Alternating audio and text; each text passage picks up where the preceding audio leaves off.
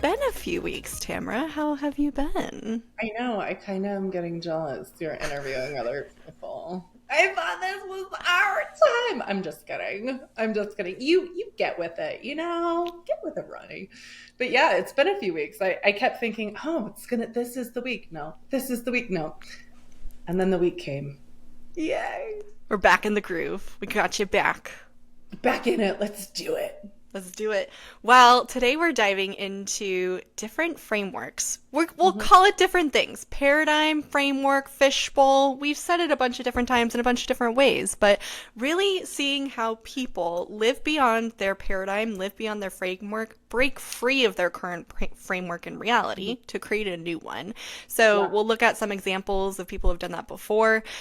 Tamara, how you do it in your own life, and how our listeners and our audience can do it too and start implementing some practices. Yeah. Awesome. Let's do it. Let's do it. Let's break some frameworks, y'all. But Yeah. before we do that, we do have two questions from our community that we have to Ooh, answer because we haven't seen your face in so long and we need you to answer some questions from our I people. love it. They're asking for I you. love it. All right, so somebody asks for Tamara, at what age did you realize you were breaking the cycle? Did you have somebody who believed in you, someone that showed you that other options existed? At what age, and did you have somebody? Um, Okay, I don't. So there's cycles, and then there's like tuning into new radio frequencies. Let's see, right? So there's Hmm. like the way that I would describe. I remember one time, right? So one time, and this one stood out, and I think I told you this before. But our aunt who married into the family was like this strong California personality, which was something that I had never seen. Like I grew up in passive aggressiveville with both of my parents, and so everything was always fine. Everything was, it's like don't rock the boat. And this strong, outspoken personality came into view. And I remember watching her communicate, and I remember watching her just like do life. And I was probably in middle school, maybe at the time.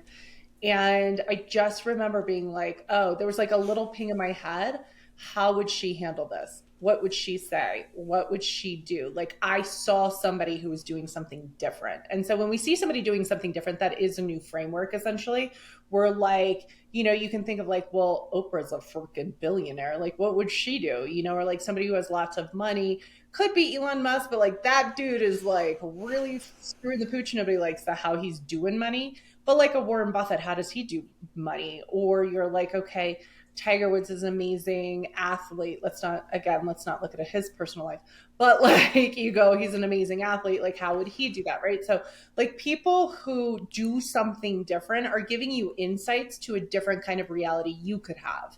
And I think that was really interesting. So like I started mirroring a lot of my communications in that directness from that point on. And that was in middle school.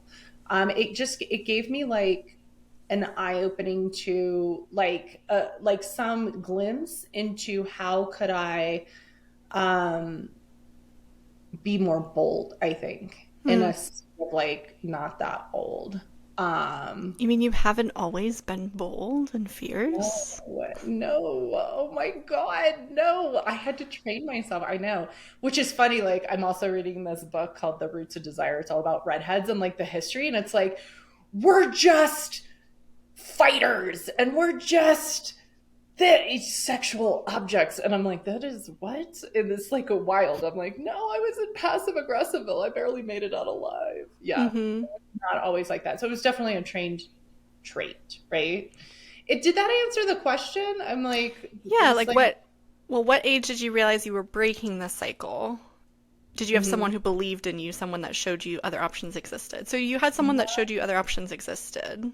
Yeah, 100%. I was always looking for other options though. So I Mm. think that was ingrained in me. Like, that, what, genetics, epigenetics book. Like you get it at a yard sale, you're like, that's a big read for a middle schooler. It's like, so I think I was always looking for like, something new, something different, I think subconsciously, like some new way of being. I Hmm. think that was there, but like, and looking at new ways to like function and operate. But I mean, I still got stuck in the cycle. I was in my 20s working in corporate, like the corporate world, you know. But I did in my 20s also, like, you know, sue the company I worked for because of, you know, sexual not good things Mm, happening in the workplace, you know? So like that happened. mm-hmm, Yeah, so and then always trying to be an advocate, always trying to use my voice, always trying to make change. I think that was mm-hmm. important. Awesome. Yeah. And second question I have for you is, can we ever actually be an expert? So we talked a few weeks ago about beginner's mindset, having a beginner's mindset, mastering something. Is Mhm. it possible that we can ever actually be an expert in something? You can be an expert at being a beginner. You could be an expert at like, you know, being in the discovery. You can be an Mm, expert, right? So like if we're going to say expert, you have to identify like what is expert, right? So again, we're going to go back to the framework. Like what is your definition of expert? If your definition of expert is like, oh, I made it, probably not. That's probably like never going to happen, you know. But if you're like if you look at, you know, Warren Buffett with like money, he's like an expert in like playing the money game. He mm-hmm, just pulled out all of his money from stocks. So is he an expert at the stock market? Well, he just pulled all his money out. So he is an expert. But if you think it's like playing the right stocks, if that's what your expertise is, like he wouldn't fit that framework. But if he's like an expert at like watching things and pulling out when he needs to pull out and going when, you know what I mean? Like, then he's an expert at that. And so I think he's still like learning, if you will. And there, it's fascinating too. I think it's like beginner's mindset is always about learning and acquiring, like acquiring new knowledge. And so like he's acquiring new knowledge as far as like what's trending and what's happening. And he's like focus, he's like super into that. And so I think there's an expertise that comes with a beginner's mindset. I don't think it's mm, actually like you stop being a beginner mindset. Like that conversation I just had with my ex-husband was like wild right now. And I was like, I don't know how this is gonna go. And so I'm not like, I don't ever think I'm expert going into those conversations. I think I'm like, how is that gonna happen? You know what I mm-hmm, mean? And so I think you could be expert in being like in surrendering and not knowing, in um like being expert and being in something new that you don't know, and learning, and being flexible. mm-hmm, Like that's what keeps coming to mind. It's like a Gumby, like a bendy flexi, like the Matrix. You're like, you know, like you could mm-hmm, be expert in that, and that actually makes you more expert in life. mm-hmm. So it Yeah. sounds like it's about not just saying, oh, I know it all and I've done it all and I've made it, but the more that you can be flexible and have the beginner's mindset of like, what else can I learn? What else can I learn? That's the thing that makes you an expert, is like how interested you are and obsessed you are with like continuing your craft and your practice of like whatever you're forwarding. Yeah. 100%. 100%. Okay, cool. So yeah, I think actually the experts are always in the beginner mindset. Mm-hmm. And I think the people who think they made it and they are expert, I think they know less than others. Mm. And I think that's a great lead into the topic today when we're talking about like the framework of what we're functioning from and how to break free of the framework, live outside of the framework that we're functioning from.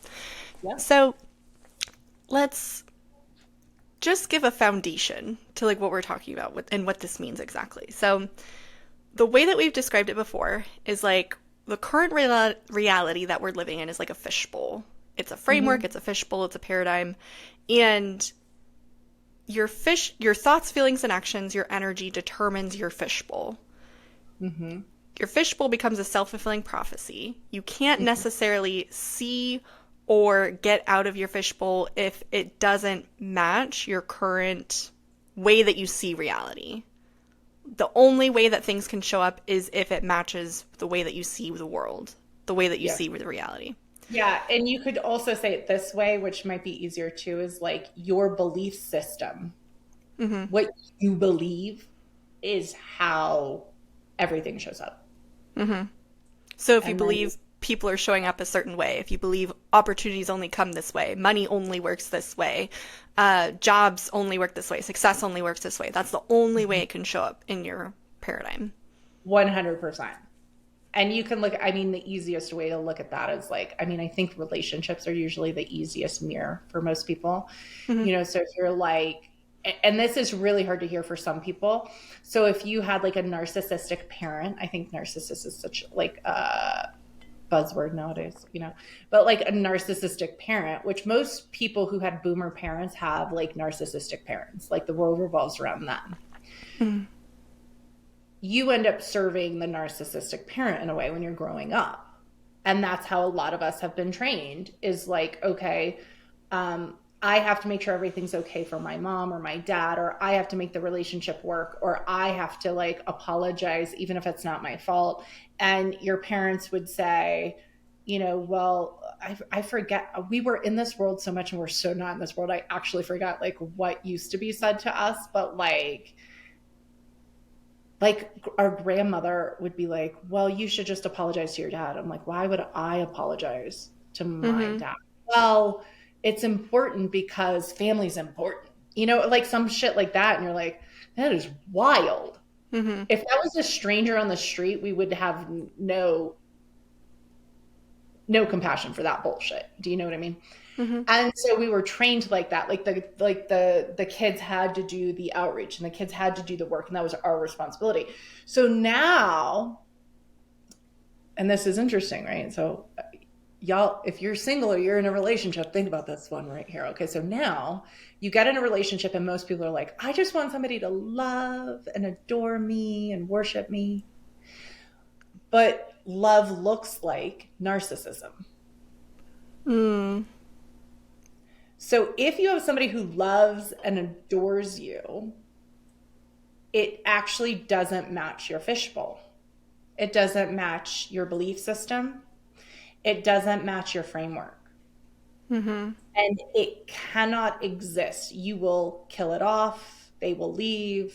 They'll prove you right in your reality, whatever. You'll find something wrong with it so that it leaves. Mm-hmm. It will die 100% of the time because the belief system is such. And so this is also cognitive dissonance. There's a separation. You want this lovely relationship that you see in the movies, but your definition of love is narcissism. So you can only attract narcissism, you can only see narcissism, you can only exist in narcissism until you get a different framework. Mm-hmm. Right? And so then, like, I'm sure dad was a narcissist. I never like used those words because it like anchors such a reality. I'm sure my mother was a narcissist for sure. Like, yo. However, like, if you actually desire something new, you have to like do the work to be like, okay, but what does love mean for me? And how does that look? And like, how do I want it? And like, give up that framework. For narcissism doesn't exist. Mm-hmm. Another great example is with money. Like, money is a tangible thing, and I feel like it's easier for people to see sometimes. Yeah. So like, if you have it that you have to work really hard for money, the only way to make money is through a 9-to-5, a salary, or it's not easy to just like sit on the couch and like have money come to you, or getting paid to just exist. Like, that seems way too out of the box and too hard, and that could never be for me. Like, really looking at all of the judgments, point of views, conclusions you have about money and how it shows up for you will determine your belief system with money and how you can receive too. 100%. So like, if, a lot of people want to like quit their 9-to-5 and start something new, but you think that well, first of all, the 9-to-5 gives you security. You have like a paycheck that's regulated. So when you quit a 9-to-5 and you don't have that regulated paycheck and you don't have the quote unquote security, which is all false anyways, right? And you go into this place where you have to make the money, you're in a completely different framework. Mm-hmm. Now, if you did that, like I did, I quit my job, but I traveled for a while. It wasn't like, oh, I need to like start being an entrepreneur. I was just traveling. Okay. But when I started like then detoxing from 9-to-5 and then becoming an entrepreneur, It's like you have to learn how to function in a new framework. And that framework requires a lot of trust. That framework requires a lot of like self worth, because money's only going to come to you if you're worthy of self. Like, because Mm-hmm. now you're dealing with money as an, like, you're really in money as an energy. 9 to 5, it's like, I do this. This was the agreement. It's coming to me. This is how it goes, And if I just uphold my end of the agreement and I'm there 9 to 5, like money fucking comes. But now you're in a whole new framework where you have to learn money as an energy. Money is going to be attracted to you if you're at that high frequency, if you are of high self worth, have a high self value, right? And so now you put yourself in a new fishbowl, and some people can't survive because they're stuck to the security in the 9 to 5 framework. Mm-hmm. So you have to go all in. You have to learn a new framework Mm-hmm. inside of like going from like 9 to 5 to entrepreneur.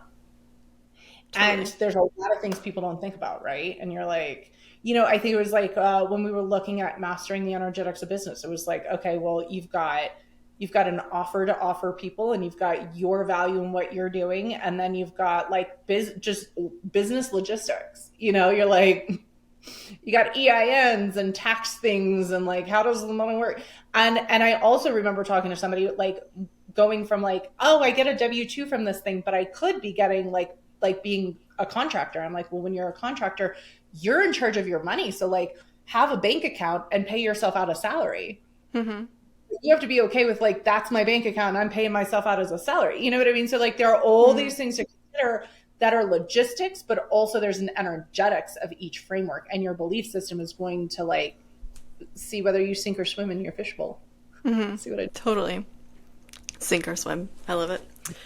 So if that's the way that reality is like occurring, let's say, is to Mhm. match your belief system and show up as a fishbowl, a paradigm, a framework. It's not occurring. That is how reality works. That is Mm-hmm. how the universe works. It is always matching your belief system. There Mm-hmm. is no like gray area. Okay. Sorry. I had Thank to you. get on myself. Thank you.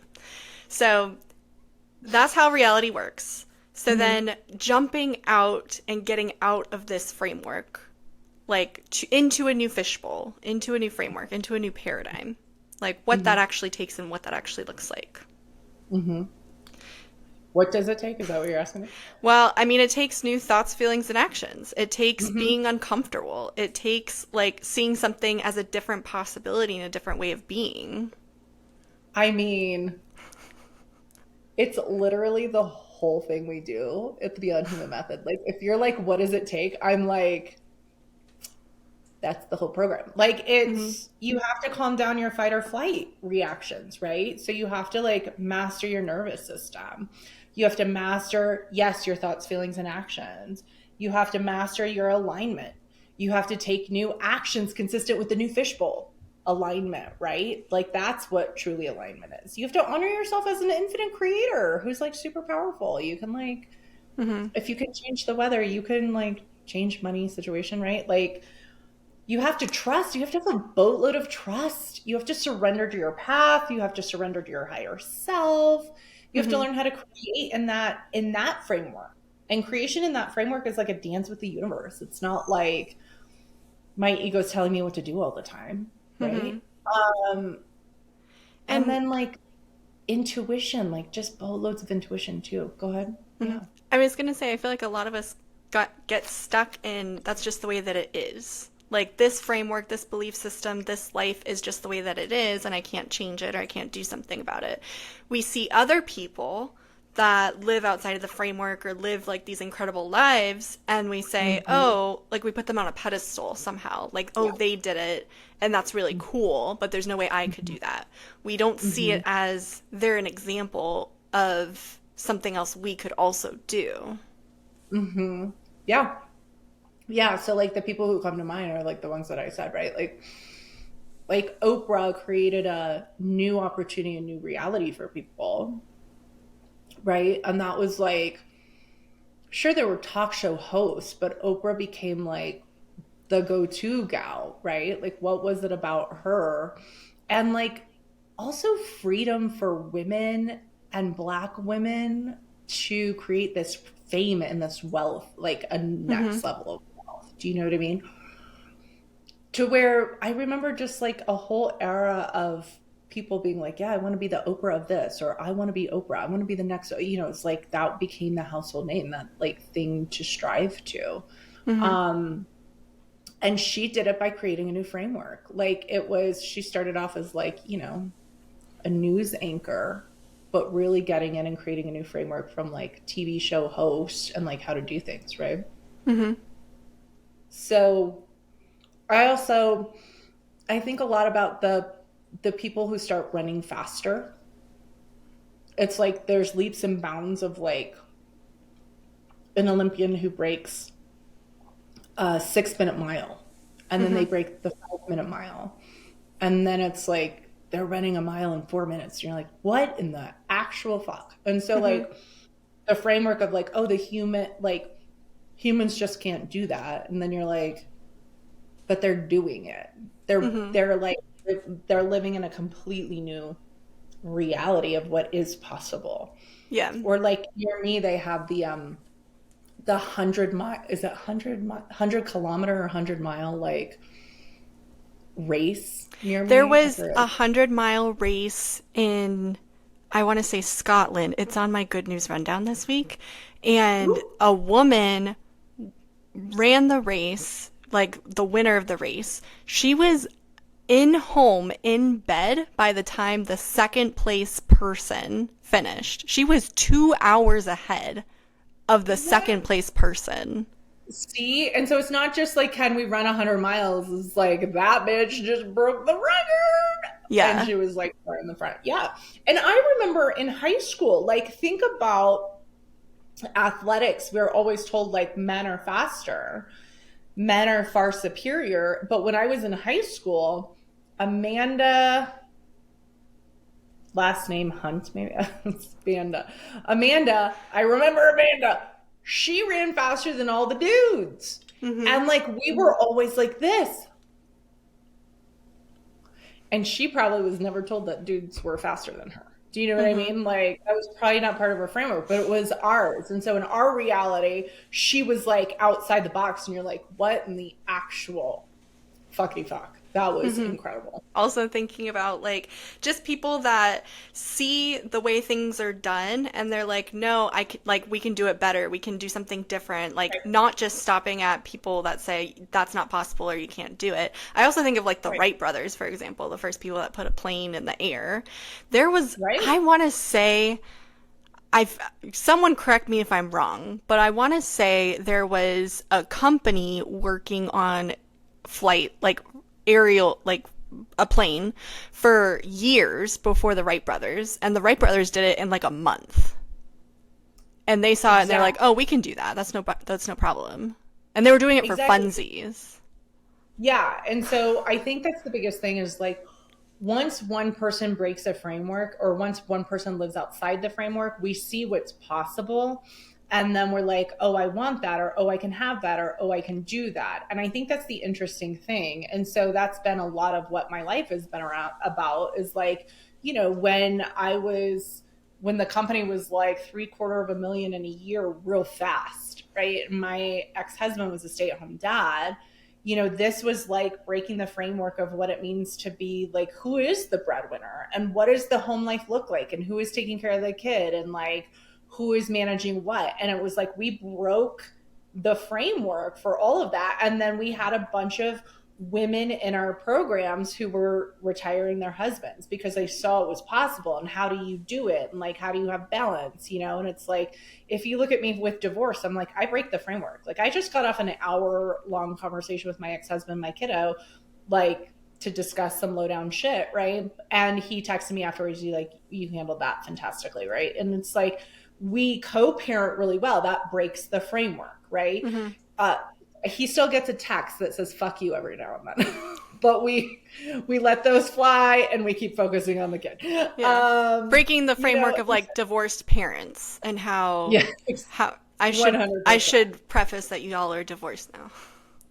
Yes, we are divorced now. But I think there's like, okay, well, what does it look like to live in a heightened focus state, having a ex-husband in a different framework than like what we've been told should be. Like it should be fighting, and it should be this, and it should be like it, it's like do we fight? Yeah, once in a while. Is it contentious all the time? No. Do we have a common goal and focus with the kid? Yes. Do we understand each other's like humanity? Of course. And then you go, okay, well, what other frameworks can I break? And so if we're talking about expertise, I never feel like I've gotten there anywhere. I'm always looking, like, my expertise is like, let's jump into a new framework. Mm-hmm. Like, patriarchy is bullshit. We've been living in it too long. It's a toxic framework. Like, let's do something else. And doing something else doesn't mean we have a woman in charge on top of patriarchy. Like, it means we have a completely new framework and we don't know what it looks like. Mm-hmm. But like, what would guide us is compassion and love and taking care of kids and taking care of other people and like having our eye on that ball. So I think it's like you always have to come back to like, what are your values inside of what you're doing newly, and like what's your intention and what's the outcomes that you'd really like to achieve, and that then gives you a whole new framework. But you have to be willing to let the old one go and like Mm-hmm. stop fighting in the old one.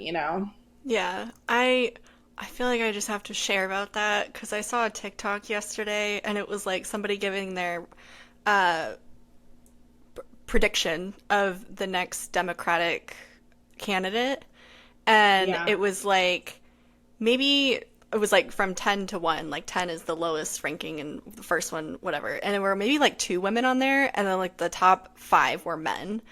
And it got me so mad. Like the comments were like, "Oh, like I would love Kamala to run again, but I don't feel like we're ready for a woman president." Or like, "Oh yeah, I would love if this man ran." And I was like, "Oh, so we're just," I commented because I got so fired up. I was like, "Oh, so we're Yeah, just giving good. up on a woman president, huh?"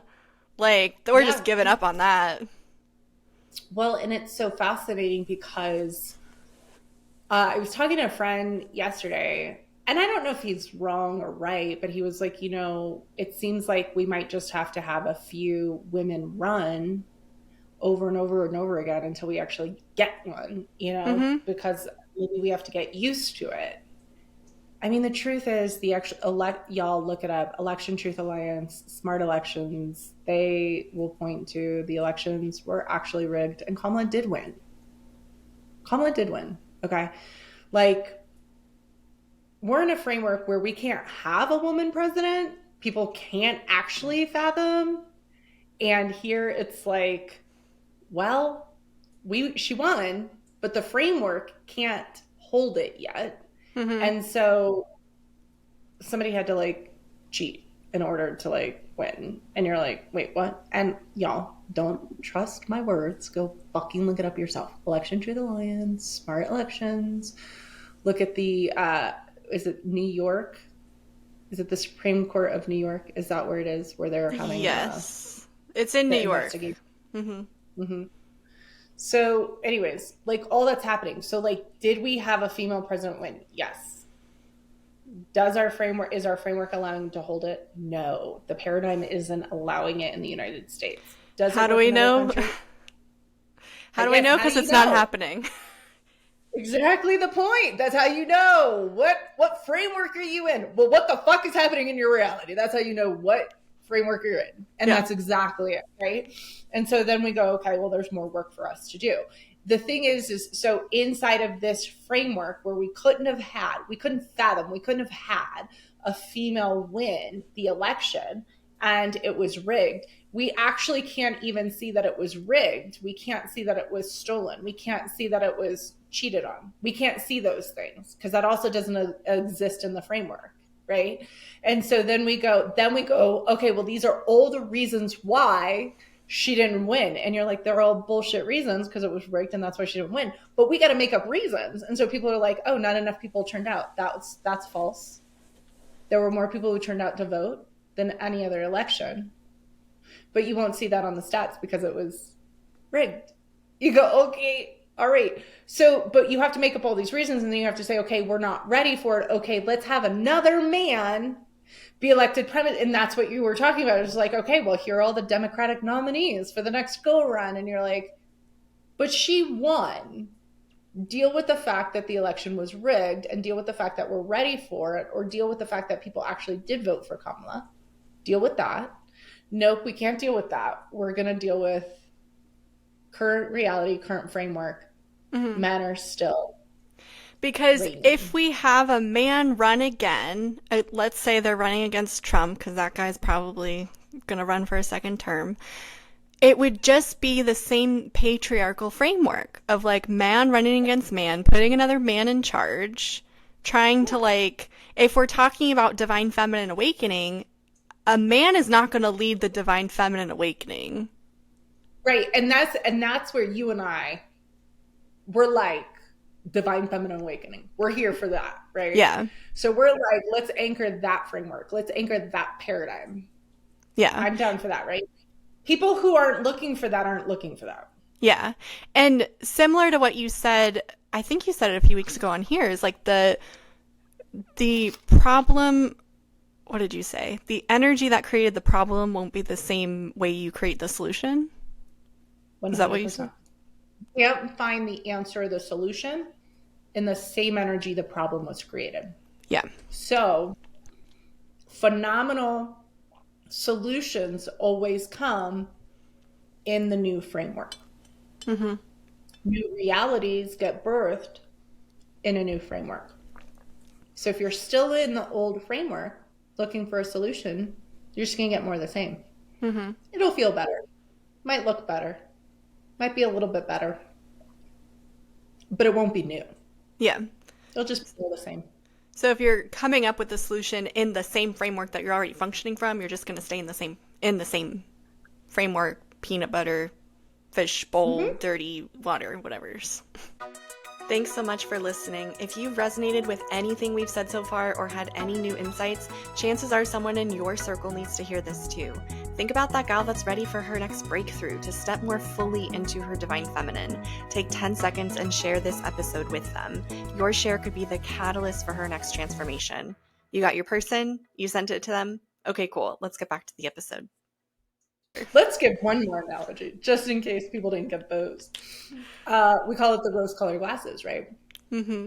So if in a patriarchal toxic structure, which is what we are in and we have been in for lifetimes and generations, then we see things like men are stronger, men are smarter, men are providers and protectors. And that's just what we're looking through. And men should be in charge. That's what we're looking through. So if you're like, okay, is that true? You have to take the glasses off. And you either have to put on new glasses or you just have to start to exist without the filter. The filter is giving the reality, right? So this whole thing, I mean, I went into this whole thing yesterday about like, this was our beach talk, but it was like, are men really providers and protectors? Like, are they really? We say they are, but are they really? Because if they were providing and protecting naturally, if that was a natural occurrence, the entire world would be provided and protected. If that was a natural occurrence. Maybe we've just been told that they are providers and protectors. Maybe that's the propaganda, right? It's not actually a natural expression. If it was a natural expression, it'd be happening everywhere. You can turn it off. Because so many men are in charge. Because men are running everything. So if they were naturally providing and protecting, we wouldn't have famine and we wouldn't have war and our women would be cared for and you wouldn't be taking away abortion rights and there wouldn't be famine in Gaza and having thousands of children just die of hunger. Like none of that shit would exist if men were naturally providers, protectors, because they're running everything. Okay, so we have to go, that's what we were told. But if I take off my glasses, what do I see? Now I have something else I see. Fascinating. See what I mean? Yeah. So that's another analogy you could use. And all of these are like paradigms. So we're all living in a paradigm, right? And that's ultimately like if you were going to go to psychology or you were going to go to anything, they talk about paradigm. You're living in a paradigm. You're eating and breathing everything in that paradigm. In your paradigm, shit has to occur and shit has to come into your reality in your world equivalent to how you've orchestrated your paradigm. That's just it. So you want a new reality, you have to like take your glasses off and build a new paradigm. That's what you and I are doing. 100%. And it's not a one-time thing either. It's like Oh, over and over over and and over over. and over again. And that's something that Yeah. you've gotten really facile at in the last 15 years or so. Like, what was it for Yeah. you that had you become so facile at it? Because if we're looking at different, I'll say experts in their field, like an Oprah Yeah. Winfrey or a Tiger Woods or um, a Jesus or I forgot the other Jesus examples we Cristo, said. love that guy. Love that Jesus guy. Cristo. I forget. Warren Buffett, that was the other one we said. If we're looking at those Yeah. experts, they have a particular field that they function and Mhm. focus on. They go all in on that one thing and get super facile Mhm. in like changing the paradigm. But for you, I feel like you do it in all these different areas of life. It's not just this like one area, you do it in like all these areas. So like how did you first like become so facile in that? I I think it's the simple questioning. I remember questioning and looking for like what is true? Like what is the truth? What is real? And that's a very like scientific process. So I know what we do is like spiritual, energetic, people call it woo woo, but like to question what is true is very scientific. Mm-hmm. And so I always wanted evidence. And so it was my type A personality, very scientific, very evidence based, moving into these realms of like spirituality to like question, but like what is real, right? So it was like, and you just bring logic to a lot of shit. So you just go like, so I remember this conversation with our dad. So you're saying if I don't say the words, Jesus Christ is my Lord and Savior, I go to hell. And he was like, yes. And I was like, let's just break this down real quick. That is a lot of people hanging out in hell. And I was like, I don't know if hell is that big because I don't think the world that makes no sense. Like that makes no sense. And I'm like, it seems like Jesus is very loving. I think that's what he was teaching. I don't think that is congruent with that. I was just like, that is like not congruent. It doesn't Yeah. make logic that like holds water in that. And I just like, and then I was like, I was questioning things like that. I was just question like the well, that doesn't make sense, and then this doesn't make sense, and then this doesn't, you know what I mean? And I'm like, Mm-hmm. huh. And that questioning has me then look for, and here's the deal: I look for the truth. The only truth that I know is like my reality is different from your reality, and we're all making our reality, and like you can create your reality. That's the truth I know. Is there some hardcore fact of truth? No. And Mm-hmm. that's fascinating too, right? You're just breaking down all these esoteric conversations, looking for and I think inside of that you get to like, okay, but what's the foundation? So here's the truth that I know is like I'm creating my own reality, you're creating your own reality. It's based off of our belief system. And then you and I are in a dance based off of our soul contracts, our blueprints, like how we orchestrated this reality. And then we're coming together and dancing in this thing where this is the only place in the universe where you get a body, you get to be in 3D reality, you get to taste your coffee, you get to have chocolate, you get to feel the breeze on your skin, you get to dance, you have free will. That's the only place in the whole universe. And that's pretty fucking extraordinary. And if you like take out right and wrong and good and bad, and you're like, okay, this is like an amazing fucking time in history. Like shit is crumbling. We're here for it. It sounds terrible and amazing all at the same time, but like we incarnated for this time. Like Mm-hmm. those are the things that I know to be true without a doubt. And everything else I question. Mm-hmm. And then what I end up doing is I'm actually questioning the frameworks, right? I'm questioning like, what's your structure and how you're looking at things? And do you want to change it? And if you do, I can show you how to change it, right? And Mm-hmm. like, what is my structure and how I'm doing things and how far have I come? And then like, what do I want to go to next? And how do I jump into that next fishbowl or that next paradigm or that next reality, right? Mm-hmm. So that's it. I mean, I went on my soapbox for a little bit, but I think that's like That's the mastery, is like it just started like it was like the questioning of like what is true and what is.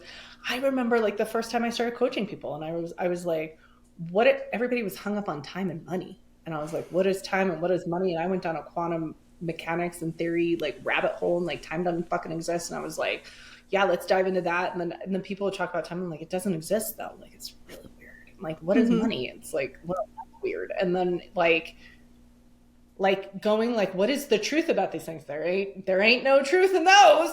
Mm-hmm. Super weird, Yeah. right? So it sounds like a lot of detachment as well. Like questioning your Mhm. reality, not being very Yeah. attached to like this is the answer, this is the right way and the way that things have to be and it's just the way that it is, but like being in flow of like the questioning and what the answer may or may not be. Like the willingness to be quote unquote wrong Yeah. and question like how things are showing up for you. Yeah. And I think that willing to be wrong, I think that was a muscle I had to build over time. I think that's the one thing, like, I mean, now I'm really good at it. Like I could be like, oh, I was wrong about that, and I got nothing going on about it, and like let's change and shift. But like, I think that is part of the ego, like really letting that go, Mm-hmm. really being okay with not having the quote unquote right answer. I think we get so attached to the rightness, and we have Mm-hmm. something like, if I'm wrong, I'm dying. If I fail, I'm dying. It's like It's the end of the world. but that's also trained in the patriarchy, because there's like, shame and guilt and all that. It's Mm-hmm. like, what'd you say? I'm sorry. What did I say? End of the world. It's the It's end of the the world. Like, end of the world. Yeah, exactly. Right. And you're just like, it's wild that it's so extreme, when it's like, I just said the wrong thing, or I just said that wasn't cool, or I take that back, or let me apologize, and like, let's relook at this, and like, we can make this better. It's like no big deal. And I think that kind of outlook too, and like building that muscle, is very freeing too. mm-hmm. So, what sort of frameworks, fish bowls have you been deconstructing lately? Um, Really in the relationship realm. Mm-hmm. So like really the differences between men and women. And I think that has to do, there are things that I've mastered in frameworks. So like money, energy. I know I was Mm-hmm. talking to you about this. I'm like, it's real weird. Like, I don't have scarcity, I don't have doubt, I don't have fear. Like, money comes, big money comes, small money comes, like it always flows. There's just it's just literally energy. And I am Mm-hmm. the same way about time, right? So like I've been deconstructing time for like so long, right? So I'm like, time, everything always works out. There's no scarcity of it. I'm in the moment. I love people I'm around. I love the thing that I'm doing at the moment I'm doing it. It doesn't matter what it is. I like go all in, and I surrender, and like that's super fun too. Um but like this thing about men and women, I feel like is just really fascinating to me. I think I'm like, what are the natural characteristics of men and women, but divine and feminine? Where have Mm-hmm. we gone astray with this toxic framework? Where has the toxic framework and patriarchy guided women and guided men ickily, like not fantastically, right? Mm-hmm. Where have people like given up their full self-expression? Where have people given up their full sense of self? Where are they not dancing with each other, not in partnership of each other? And like, where could they do that more? And like, what are the divine expressions of men and women? And it's like, I'm down for all that. So I am like super in all of that. And I think that's really the where we're at as a society in the United States. I don't want to speak for other countries, and I don't want to speak for other places, but like I think in the United States we're very much in that Mm-hmm. fishbowl. I am. Mm-hmm. Not all of us, but like that's what I'm definitely taking on right now, right? Yeah. Um and there's a lot of things in that, like, questioning, is marriage a working structure, or was that real forward thinking patriarchal framework? Do you know what I mean? Mm-hmm. Does it actually benefit women, or is it mostly just benefiting men? How, if I want to do marriage again, how do I want it to look if it has no old framework and it's just new framework? Is monogamy beneficial? Is it not beneficial? You know what I mean? I'm like, there are so many things. And like, what if right now the big thing for women is like really honoring like ourself in such a way, like being alone is like fantastic. And having a partner sometimes is great. Like what if there's like a whole nother thing? And so I'm really in this complete exploration of all that. Um, And and it sounds like when you're looking at a new framework, for example, you're not looking at how it's gone before or the options that have been given to you before, like what people are currently doing.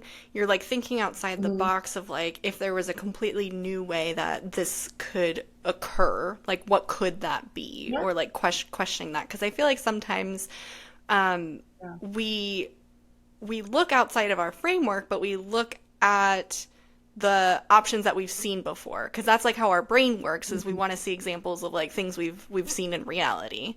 So Yeah. it sounds like you do that the least amount as possible when it comes to like creating a new framework potentially.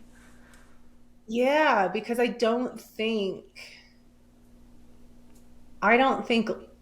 here's what I see people do a lot. And I might have used to do this, I don't know. But you're like, "Oh, this doesn't work. This doesn't work. I really don't like this." And that energy and so much energy on it keeps creating that reality and more resistance persistence.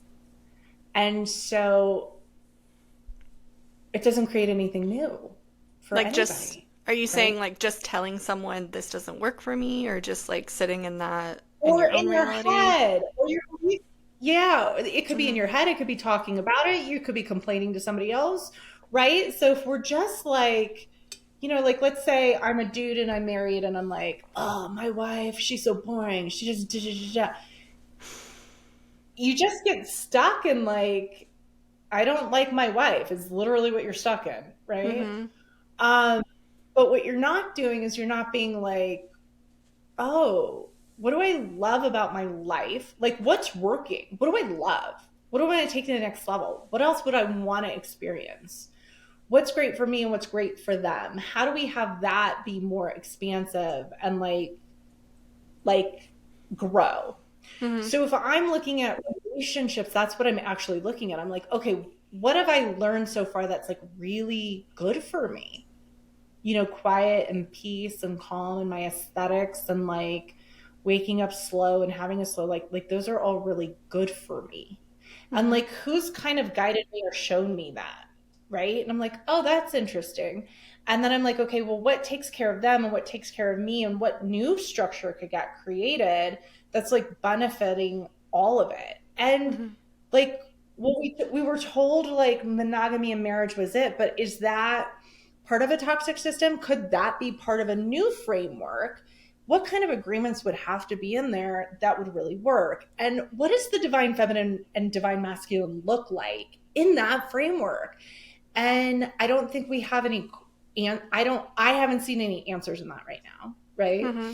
Because I'm still in exploration, because I've also been like the provider in my past marriage, right? Like I was the provider. I was the breadwinner. I was also running the house and running the show and like, what do I want? Da, da, da. It was like, oh my God. And that was exhausting. Like, so I don't want that, right? But if I get stuck on just I don't want, Hmm. that creates the thing that I don't want. So I have to go like, but what are the elements that really worked and what am I creating newly and what is possible and what would it look like and what would that person be like and who would I be like and I have to rearrange myself about that too. Hmm. Does that track? Yeah, totally. It sounds like, okay, so some of the most important things for our listeners to take away when it comes to changing your framework, number one, it's like questioning what's true, Yeah. questioning your reality, questioning what's right or wrong, being willing to be Mhm. wrong. Like, if you're Mhm. if your reality is not the way that you like it, like being willing to be wrong about it.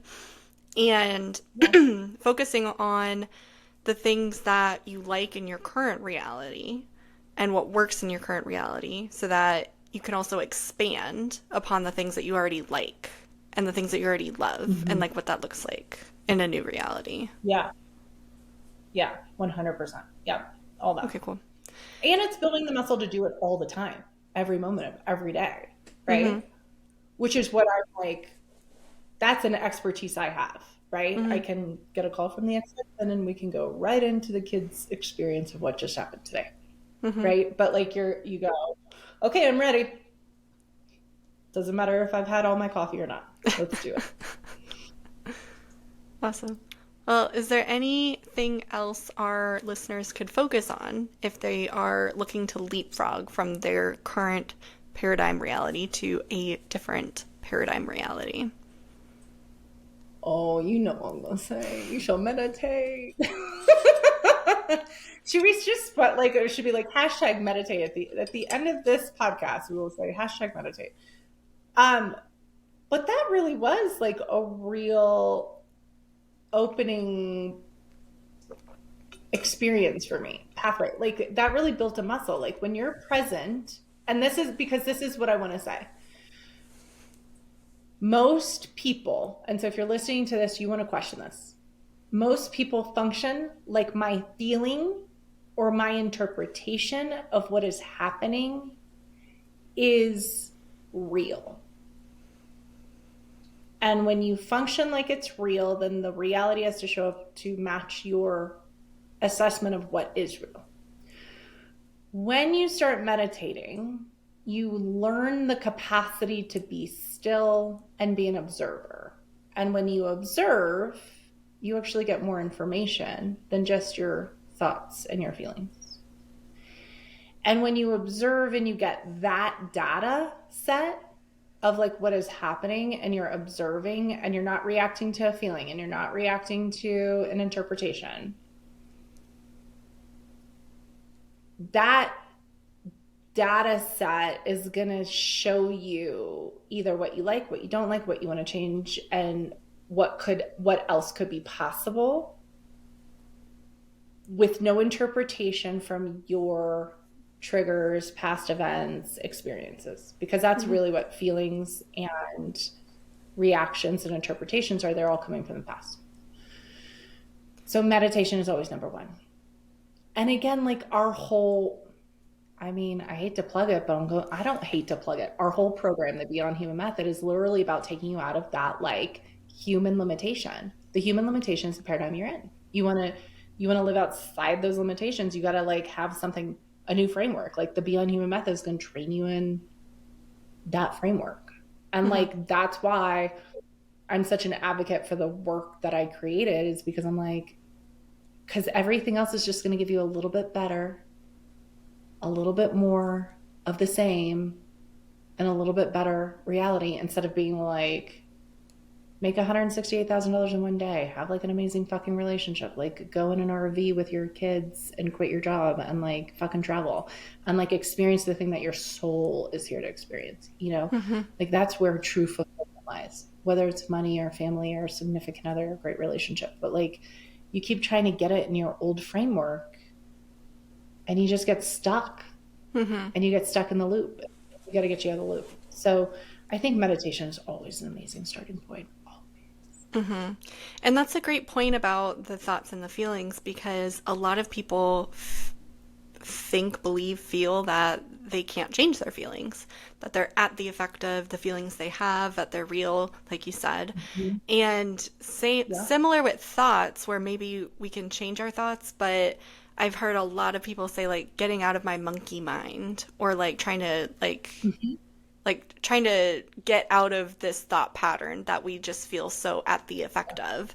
And Yeah. meditation is a really great tool and a really great way to shift that and change that, become more of the observer. And I think one other thing I would share, like as we close out the episode, is I've noticed we operate on this like frequency scale. So like on in the lower frequency there's like guilt and shame and make wrong and not enough and lack and whatever. On the Yeah. mid-range, we get to acceptance and observation. So like when you meditate, you move Mm-hmm. from that lower frequency into that mid-range of like acceptance. Mm-hmm. And a Mm-hmm. lot of people I've spoken to have said like, "Oh, I accept the things I cannot change." Like I hear that a lot, or and I know that's a tool that Yeah. people use. And Yeah. it's a good tool to like be in acceptance, be in non-attachment, like function in a particular way. And I sense you can also take it Mm-hmm. one step further into a higher level frequency. And that's what we're talking about now is like Yeah. operating that higher level frequency where there's love, expansion, joy, fun. Like those are the kind of energies in like the higher level frequency. And it's when you get to that point where you start to question and leapfrog and jump into like, okay, well, what else is possible? I'm the creator of the reality. I know I can change everything. What else is possible other than just like accepting Well, reality the way that it is? Go ahead. 100%. And those higher level frequencies is where most masters function in.